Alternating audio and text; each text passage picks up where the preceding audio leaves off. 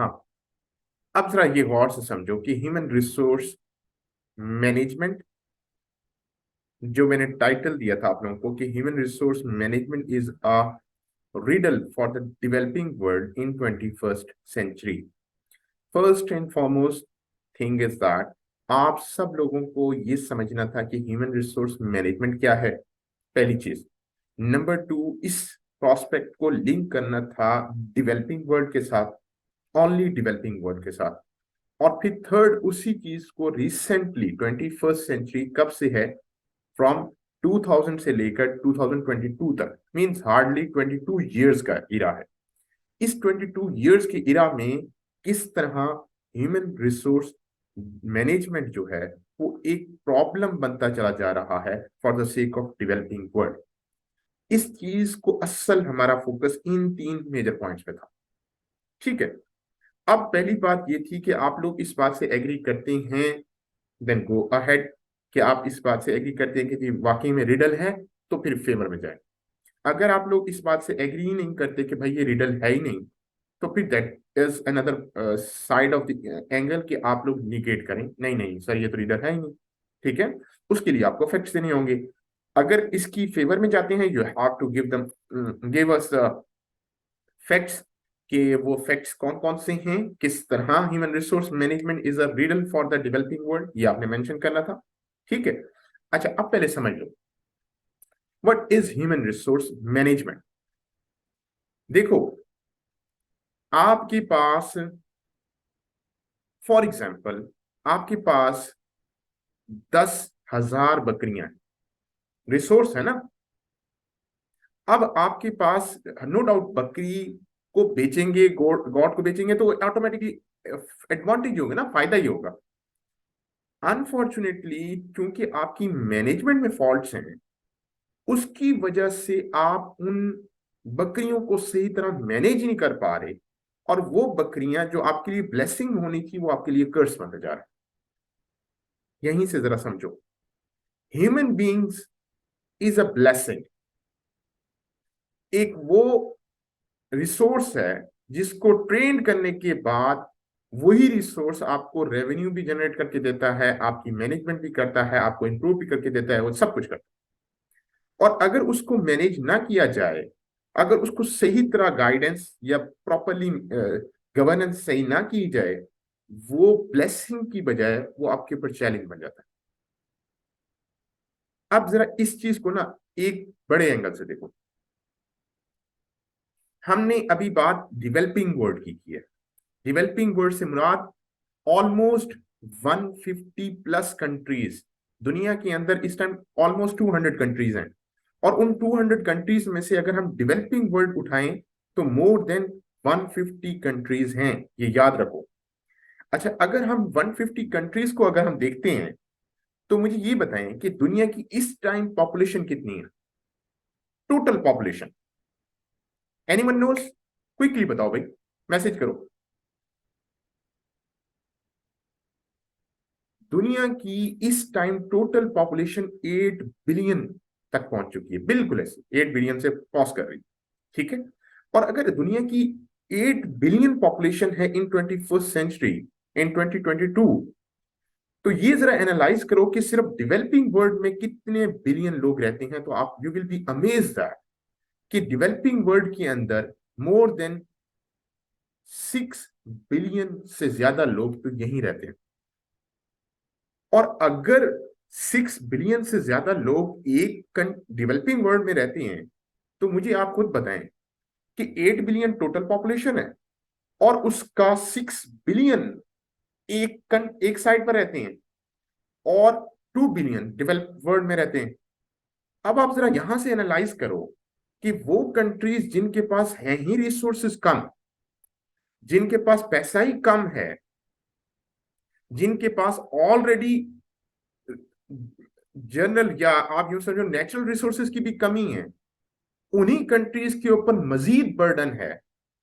किसकी फॉर्मेट में? Human resource की फॉर्मेट। दुनिया की पॉपुलेशन को अगर आप एनालाइज करो, तो मोर देन 6.6 बिलियन जो ह्यूमन बींग्स हैं वो डेवलपिंग वर्ल्ड में रह रहे हैं। अच्छा, अब इस चीज को जरा कंपैरिजन करो विद वर्ल्ड ग्लोबल, यूं समझो इकोनॉमी के साथ। अगर दुनिया की इकोनॉमी उठाओ ना, total all over the world, वो ऑलमोस्ट है $27 बिलियन तक, सॉरी ट्रिलियन डॉलर, $27.8 ट्रिलियन जो 2028 की, सॉरी 2022 की रिपोर्ट्स के मुताबिक। और इस 2022 की रिपोर्ट्स के मुताबिक अगर दुनिया की टोटल रेवेन्यू या इनकम जो है, या यूं समझो जीडीपी समझ लो, या ओवरऑल इकोनॉमी जो है, वर्ल्ड ग्लोबल इकोनॉमी, वो अगर $27.8 बिलियन ट्रिलियन डॉलर की है ना, more than 85% of that economy directly links with the developed world. ठीक है, मींस 80 to 85% तो पैसा है ही सिर्फ डेवलप्ड वर्ल्ड में, बाकी रह गया 15% या 20%। अब उस 15 to 20% पर कौन चल रहा है? डेवलपिंग वर्ल्ड चल रही है, और उनकी टोटल पॉपुलेशन कितनी है? मोर देन 6 बिलियन तक है। ठीक है, और बाकी 80% पर कौन लोग चल रहे हैं? सिर्फ 2 बिलियन चल रहे हैं। सो नाउ कंपैरिजन दैट, कि जहां आपको मैं कह दूं, फॉर एग्जांपल मैं आपको कह दूं कि जनाब आपके पास हैं 50,000 रुपए, और आपने ट्रिप लेकर जाना है 5 लाख लोगों का, और जाकर घुमा कर आना है आपने नारायण कागान और इधर इस एरिया में, डू यू थिंक दैट कि आप लोग किस तरह मैनेज कर पाओगे? That is very big challenge at all. आप कहेंगे सर पैसे ही नहीं है इतने, कहां से 50,000 में कहां से आप 5 बंदों को क्या 50 बंदों को नहीं घुमा सकते? So now comparison that, this is the main reason या main problem behind the human resource management और human resource development. That is totally different thing at all. अब अगर हम ह्यूमन रिसोर्स मैनेजमेंट की बात कर रहे हैं, नाउ कंपैरिजन अनदर चैलेंज है एट ऑल। वो जो 6.6 बिलियन लोग हैं ना, अनफॉर्चुनेटली उनकी प्रोग्रेस या यूं समझो fertility rate is much more higher than the developed world. अब वो population day by day increase हो रही, ठीक है, और वो उसकी इन्हांसमेंट या उनकी प्रोग्रेस इतनी तेज है कि आपके पास उतने रिसोर्सेज नहीं होते जितनी ज्यादा पॉपुलेशन प्रोड्यूस हो रही है या जनरेट हो रही है। और उसकी वजह से जो डेवलपिंग वर्ल्ड है उसका सबसे बड़ा ये चैलेंज बनता जा रहा है कि वो मैनेज ही नहीं कर पा रहे। Day by day number of people तो इंक्रीज हो रहे हैं, बट उस हिसाब से सिस्टम इनहांस नहीं हो रहा। अब जब सिस्टम इनहांस नहीं हो रहा, तो that is the major riddle for the developing world. Like 2019 की आप रिपोर्ट उठाकर देखो, पाकिस्तान का केस। पाकिस्तान के प्राइम मिनिस्टर कहते हैं कि हमने पाकिस्तान की हिस्ट्री की रिकॉर्ड गंदम जनरेट की, वीट जनरेट हुआ है हमारे टाइम। और उसी साल कि अभी एंड नहीं होता, 2019 का एंड नहीं होता, कि पता चलता है कि पाकिस्तान ने गंदम परचेज की किधर से? यूक्रेन से। What is that? हम एक एग्रीकल्चर कंट्री जिसका टारगेट ही एग्रीकल्चर प्रोडक्शन है, और वो अपनी फंडामेंटल नीड्स ही फुलफिल नहीं कर पा रहे। क्यों? बिकॉज हमारा जो साइज है, जो पॉपुलेशन का साइज है, वो ही इतना इन्हांस कर चुका है कि उसकी फंडामेंटल नीड्स ही पूरी नहीं हो रही। This is a very simple और very small example of it. Now enhance that example with other things as well. अगर आपसे फूड की प्रोडक्शन या फूड की रिक्वायरमेंट फुलफिल नहीं हो रही, तो आप ये बताएं how you can manage that those people which are living in our societies. Just take the very simple example of Pakistan. हम अभी बाहर नहीं जाते, हम सिर्फ पाकिस्तान की एग्जाम्पल लेते। I met with police officer, और उनके साथ हमने डिस्कस किया कि जनाब आपकी जो पुलिस थाना होता है, एक पुलिस थाना कितने बंदों को कवर कर रहा होता है? एंड ही मेंशन दैट कि आपके पुलिस के अंदर लेट्स सपोज 24 बंदे होते हैं ना, या फॉर एग्जांपल 30 बंदे होते हैं, तो अगर आप कंसीडर करो अपने इलाके के एतबार से, तो पर पर्सन पे, चाहे वो सिपाही है चाहे वो एसएचओ है, जो भी है, पर पर्सन के एतबार से वो 1 लाख बंदों को कवर कर रहा होगा। Just imagine it. क्या आपको लगता है कि एक लाख बंदे में 1 लाख भी ना कहूं, मैं कहूं 50,000 बंदा या 5,000 बंदे को एक बंदा कवर कर पाएगा? नेवर। और यही पांच, फॉर एग्जाम्पल 1 लाख बंदा अगले साल 1,20,000 में कन्वर्ट हो रहा है, बट थाने का तो साइज वही खड़ा है। उससे अगले साल वही 1 लाख से उठकर जनाब साहब 1.5 लाख पर जा रहे हैं, बट जो आपका स्ट्रक्चर, गवर्नेंस स्ट्रक्चर है, वो एज इट इज खड़ा है। Now the problem is very simple, your management system is the same, but the enhancement या size of the human resource is going to increase day by day। ये तो वो fertility बता रहा हूं जो आपकी पॉपुलेशन से नेचुरली हो रही है। ये सिर्फ पाकिस्तान के केस नहीं, आप सोमालिया जाओ, आप यूगोस्लाविया जाओ, आप जहां मर्जी जाओ, ये केस इनहांसमेंट हो रही है। According to many reports, India will overtake China in 2037 तक, मैक्सिमम 35-37 तक। ठीक है, now come to another angle. In 2020 की बात है, when I was in Islamabad, और I attended UNHCR meeting in Serena, और वो मीटिंग किस पर थी? वो अफगान रेफ्यूजीज पर थी। And I was shocked in that meeting. वो जो कॉन्फ्रेंस थी उसमें आपके 2019 में थी या 2020 में थी, एग्जैक्ट में सन याद नहीं। एंड इन दैट मीटिंग आपके ये यूएन सेक्रेटरी भी आए हुए थे, और जी वजीर आजम और सारे आए हुए थे। And in that meeting they mention that कि दुनिया के अगर रेफ्यूजीज को देखें ना, तो वर्ल्ड रेफ्यूजीज का ऑलमोस्ट 80 to 90% वो कहाँ रह रहे हैं? Developing world. और हार्डली 10% लिव कहाँ जा रहे हैं? सिर्फ डेवलप वर्ल्ड में जा रहे हैं।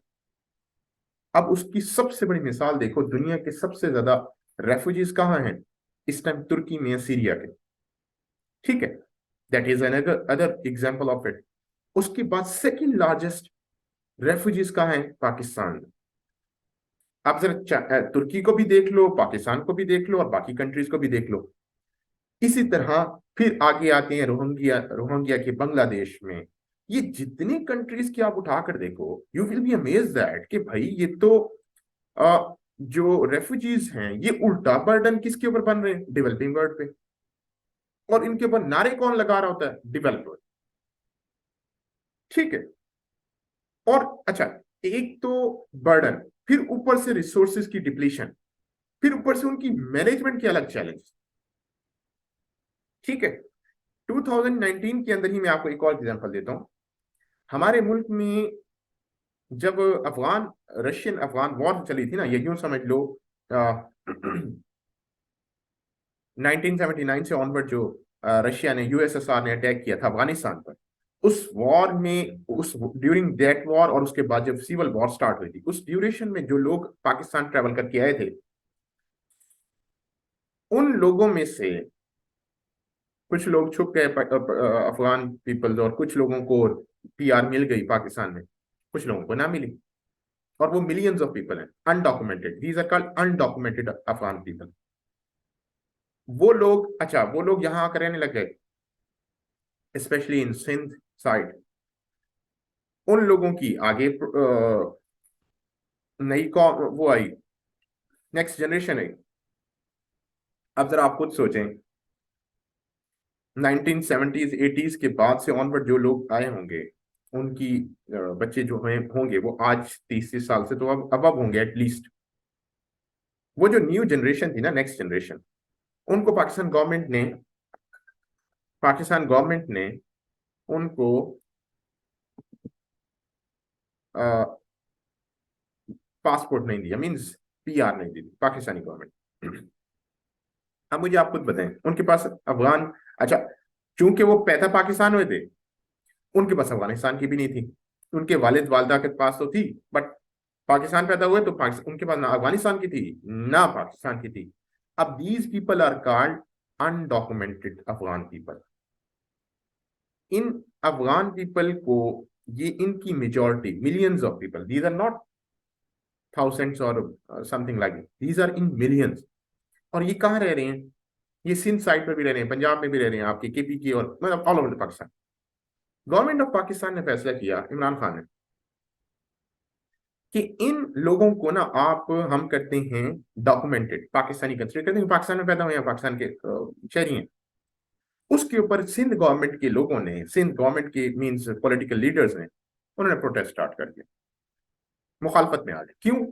उन्होंने कहा कि जनाब अगर आप इनको पीआर देते हैं ना, तो हमारे इलाके में जो इनकी रेजिडेंसी है ना, वहां पश्तून ट्राइब या पश्तून लोगों की डोमिनेंसी बढ़ जाएगी, वो पावर में ज्यादा आ जाएंगे, और अगर वो पावर में ज्यादा आएंगे तो ऑटोमेटिकली वोट का जो इन्फ्लुएंस है वो चेंज हो जाएगा, तो हम तो इनको देने नहीं देते।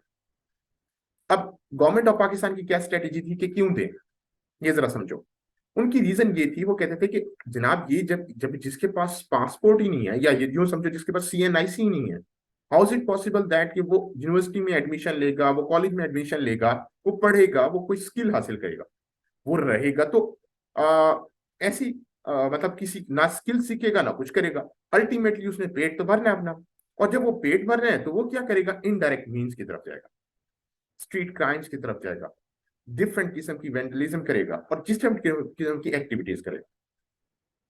सो इन चीजों से बचने के लिए आपको क्या करना चाहिए, आपको इनको डॉक्यूमेंटेड करना चाहिए, जिसके ऊपर सिंध गवर्नमेंट ने प्रोटेस्ट किया, और at the end of the day उनको पीआर ना दी गई। अब जस्ट थोड़ा सा सोचो, अगर millions of people from rest of the country, from Afghanistan, जो लोग अफगानिस्तान से यहां आए हुए हैं, एक डेवलपिंग कंट्री जिसकी पॉपुलेशन ऑलरेडी ज्यादा है, ठीक है, उसके ऊपर मजीद आकर लोग आकर रहते हैं, तो डू यू थिंक दैट कि उनकी मैनेजमेंट इंप्रूव होगी, या वो मैनेजमेंट मजीद सफर करेगी? ऑटोमेटिकली मजीद सफर करेगी ना, ऐसी है।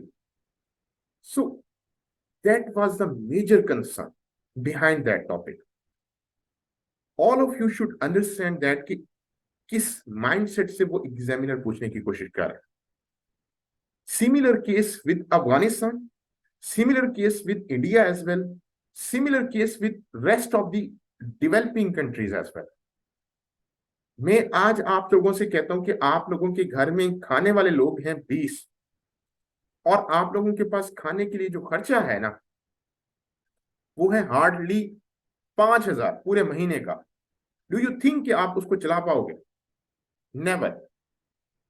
It will become a challenge for all of you, ठीक है। सो अल्टीमेटली क्या होगा, अल्टीमेटली ये होगा, आप जरा लिंक देखना। अब मैंने अगर फॉर एग्जांपल इस टॉपिक पे लिखता, तो मैं इसको कैसे इनहांस करता चला जाता। मैं पहली बात लिखता कि भाई पॉपुलेशन ओवर पॉपुलेटेड है। अब उस ओवर पॉपुलेशन की वजह से आपके मैनेजेरियल प्रॉब्लम्स आते हैं। उसकी मिसाल ये है कि अगर आप पाकिस्तान को लो, तो हमारा जुडिशरी सिस्टम दुनिया के मोस्ट करप्ट सिस्टम में से एक कंसिडर होता है। इसी के साथ देखो, उसी कंट्री के अंदर आप पुलिस उठा लो, आप बाकी इंस्टीट्यूशंस उठा लो, ऑटोमेटिकली वहां प्रॉब्लम्स ही प्रॉब्लम नजर आते हैं। फिर उसके साथ में एग्जांपल देता, मैं कहता जनाब आप इसी के साथ एग्जांपल देखें कि अगर जिन कंट्रीज में ह्यूमन रिसोर्स मैनेजमेंट सही नहीं है, वहां करप्शन ज्यादा है।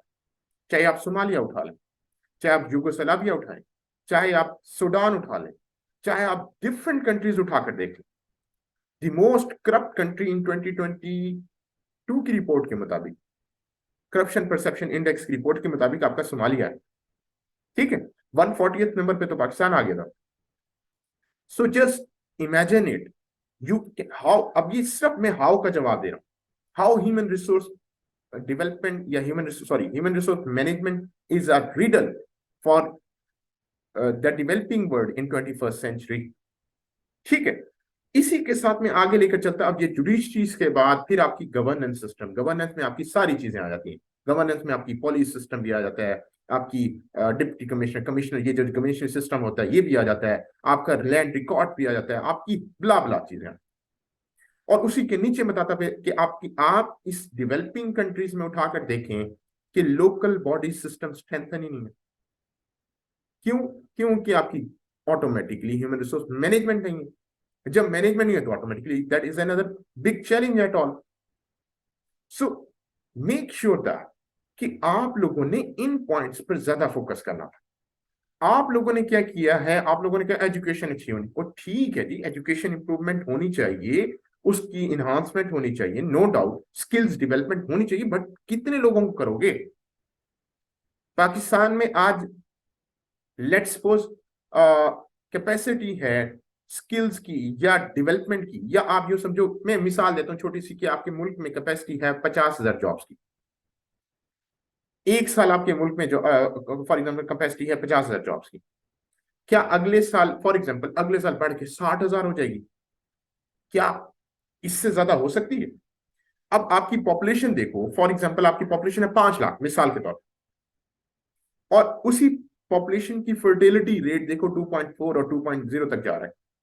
उसी को जरा इनहांस करके देखो, you will be amaze that कि within within a few years वो पॉपुलेशन टू फोल्ड होती चली जा रही है। और कहां से आप इतनी जॉब्स क्रिएट कर सकते हैं? कहां से आप उनको पेट भरने के लिए आप खुराक प्रोवाइड कर सकते हैं? These are the major challenges. और जहां आपकी पॉपुलेशन ज्यादा रहती है, वहां ऑटोमेटिकली पोल्यूशन के चैलेंजेस, वहां ऑटोमेटिकली लॉ इन्फोर्समेंट के चैलेंजेस, वहां automatically many other types of challenges generate होते हैं।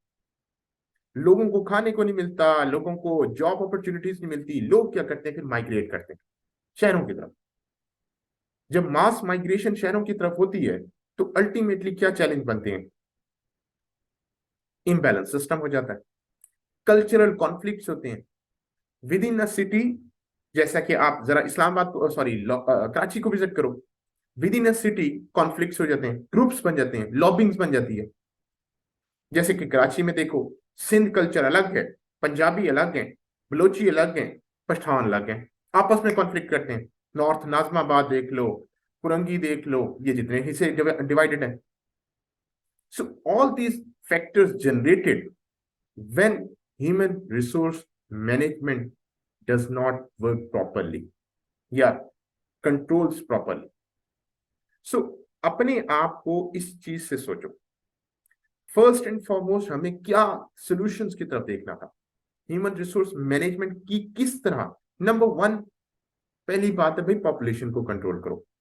कोई आप जरा उठाकर देखो पाकिस्तान की हिस्ट्री में, नो डाउट 1960s से ऑनवर्ड हमने थोड़ा सा एफर्ट किया फैमिली प्लानिंग के ऊपर, बट अनफॉर्चुनेटली उसके बाद हमें कोई स्ट्रॉन्ग या एक इफेक्टिव अप्रोच नजर नहीं आती, because of many other reasons.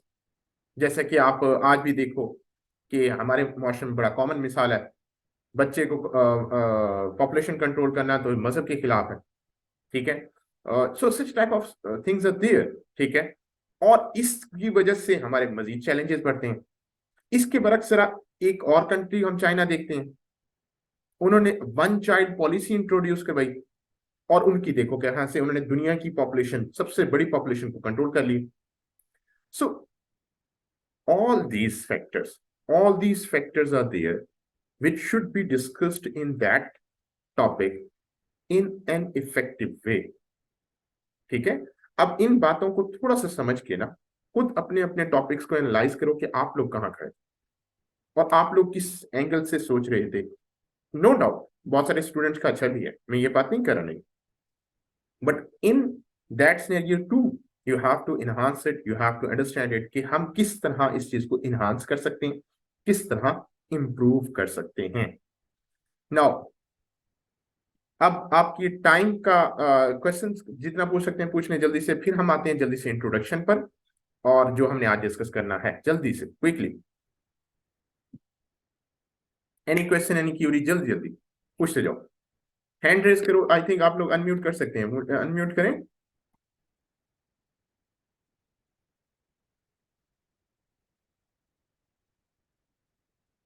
किसी के माइंड में कोई सवाल, कोई बात जल्दी से पूछने वाली है तो बताओ।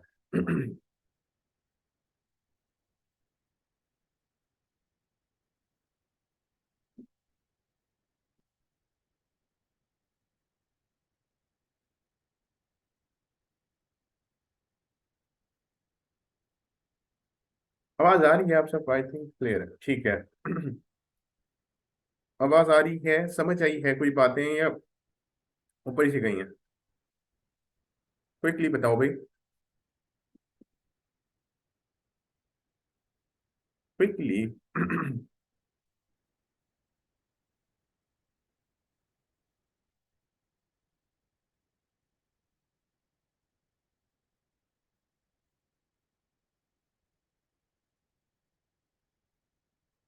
सो गए हैं, कहाँ गए हैं? क्लियर है, ओके। चलो,